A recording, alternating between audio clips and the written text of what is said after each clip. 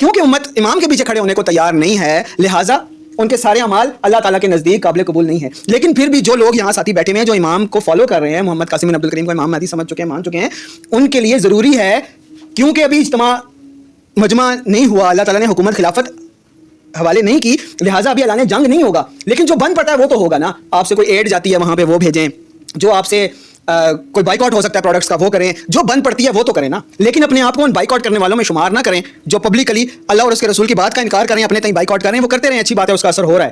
اللہ تعالیٰ ان کی اسی حرکت کی وجہ سے، اسی کوشش کی وجہ سے اللہ تعالیٰ ان کو حق کی توفیق دے دے اور امام مہدی کو پہچاننے کی توفیق دے دے. لیکن آپ سے بھی جو بن پڑتا ہے وہ کریں، مصنوعات کا ضرور بائیکاٹ کریں. یہ نہیں کہ اس سے جنگ رک جائے گی، یہ نہیں کہ اس سے فلسطینیوں پہ ظلم ہونا بند ہو جائے گا.